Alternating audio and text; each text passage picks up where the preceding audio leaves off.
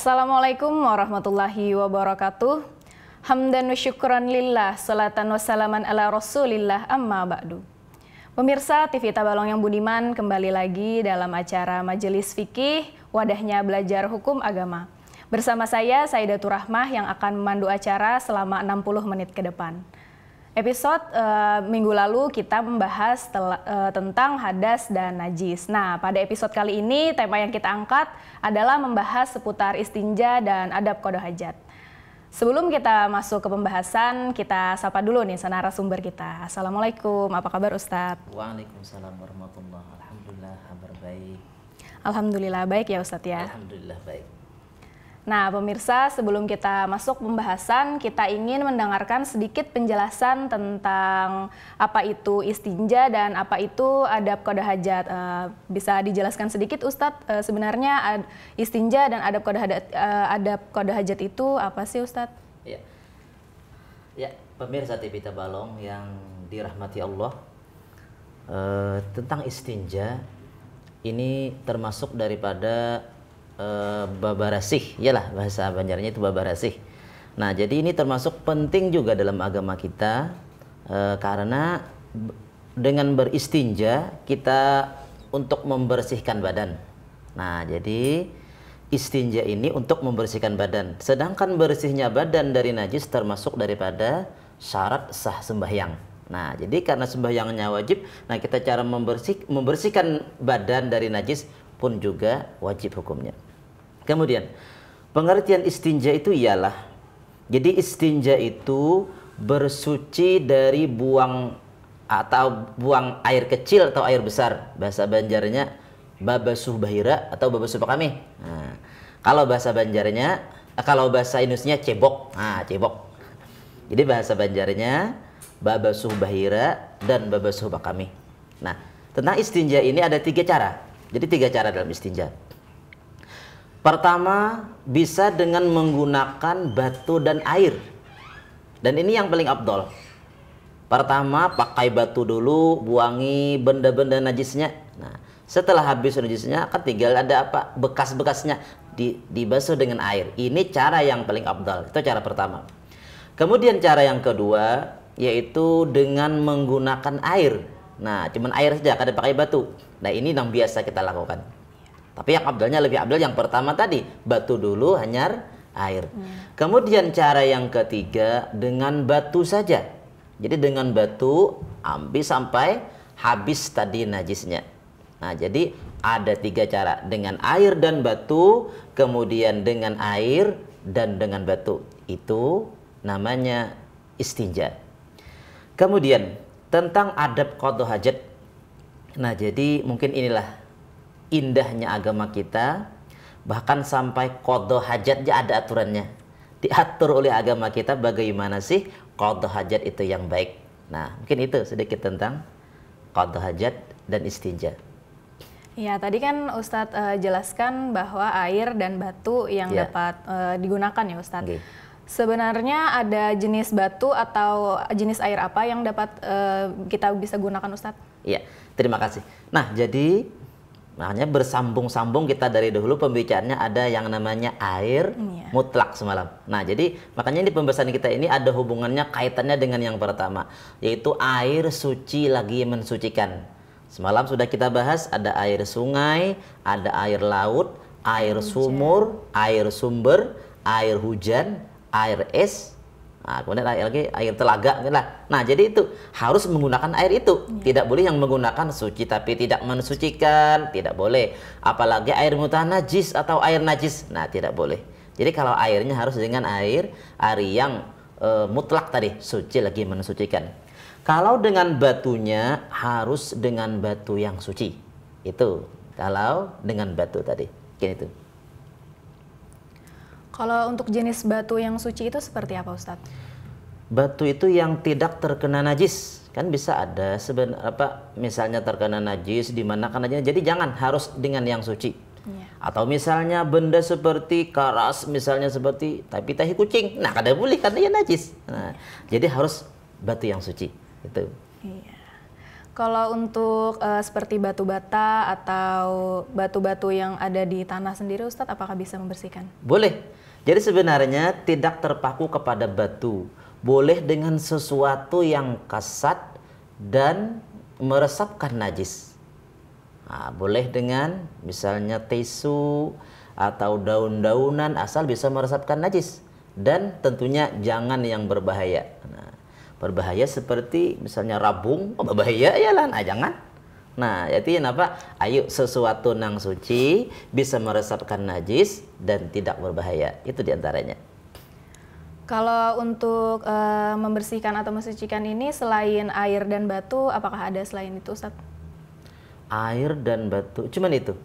Atau batu tadi kan banyak penjelasannya, asal sesuatu yang kasat. Iya. Itu dua itu aja cara bersuci dari buang hadas bersuci dari buang air kecil dan buang air besar. Iya. Kan ada istilah istinja dan taharah, Ustadz. Perbedaannya apa sih, Ustadz? Padahal kan sama-sama pengertiannya membersihkan atau mensucikan. Itu bagaimana, Ustadz? Iya.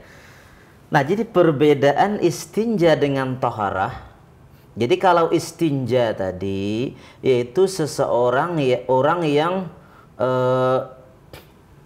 menghilangkan dengan air atau batu, itu namanya istinja. Menghilangkan najis imbah bahira atau bakami, dihilangkannya dengan najis dan batu. Kalau sedangkan toharah itu sebenarnya toharah itu luas. Nah, jadi toharah itu luas, yaitu toharah itu bersuci dari badan misalnya daripada najis, termasuk menghilangkan hadas kecil, hadas besar, termasuk najis. Itu jadi taharah itu luas. Nah, jadi sebenarnya istinja ini termasuk ke dalam bab toharah. Nah, jadi seluruh dari bersuci ya tadi dari bersih dari hadas kecil, bersih dari hadas besar, membersihkan najis itu masuk dalam bab toharah. Istinja termasuk dalam bab toharah sendiri. Oh, iya, jadi tidak berbeda ya, Ustadz. Tetapi berbeda, istinja itu termasuk di dalam bab toharah. Ya. Iya. Kalau untuk pendapat para ulama, ada apa sih pendapat para ulama tentang istinja ini, Ustadz? Jadi pendapat para ulama tentang istinja, mereka sepakat bahwasannya hukum istinja itu wajib hukumnya. Ya. Nah, jadi istinja itu wajib. Mereka ada mengambil dalil, yaitu diantaranya ada hadis dari Rasulullah Sallallahu Alaihi Wasallam. Kata Rasulullah, "Idza dhahaba ahadukum ilal ghaid falyadhhab ma'ahu bi thalathati ahjarin yastatibu bihinna fa innaha tujzi'u anhu." Apabila menghendaki oleh seorang kamu untuk buang hajat besar, misalnya nih, nah buang hajat, maka hendaklah ia membawa besertanya tuh 3 biji batu. Nah, untuk menghilangkannya tadi. Maka sesungguhnya cukuplah dengan 3 biji batu tadi. Nah, ini anjuran Nabi untuk tentang beristinja tadi, yaitu dengan batu.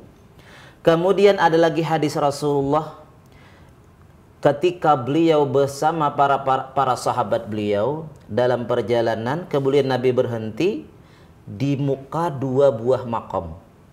Kemudian Nabi bersabda, "Innaha la yu'adzibani wa ma yu'adzibani fi kabirin.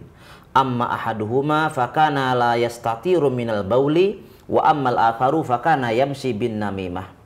Sesungguhnya kata Rasulullah nih, kedua kubur ini, mereka ini diazab keduanya bukan pada masalah dosa besar. Nah, artinya hanya karena dosa yang sepele mereka berdua di kubur ini diazab. Pertama kata Rasulullah ini, pertama orang yang tidak la yastatiru minal bauli, tidak menutup diri ketika buang air kecil. Jadi di situ kan ada tentang adab buang air kecil. Nah, kemudian adapun yang kedua kata Rasul ini orangnya ketujuh berjalan dengan namimah, anjur atar atau adu domba, adu asah sama. Nah, jadi ini kata para ulama karena ini Nabi menyuruh apa artinya? Nih diazab ini diantaranya itu kan karena tidak beres pada masalah buang air tadi, maka hukum tentang buang air ini wajib. Kemudian ada lagi hadis Nabi, tatanazzahu anil bauli fa inna adzabal qabri minhu. Bebersih olehmu, ujar Nabi, daripada buang air kecil, maka sesungguhnya umumnya azab kubur itu karena tidak beres pada masalah buang air kecil. Nah, jadi karena beberapa hadis tadi, para ulama mereka sepakat mengatakan istinja atau babasuh bahira, babasuh bakamih hukumnya adalah wajib. Iya, tadi kan di dalam penjelasan Ustadz ada 3 jenis batu ya Ustadz. Itu jenis batunya seperti apa Ustadz? Ya, batu biasa, batu biasa. Seberapa banyak Ustadz? Ya, kalau masalah banyaknya ini boleh 3. Tapi sebenarnya batu 1 biji pun batu pun boleh.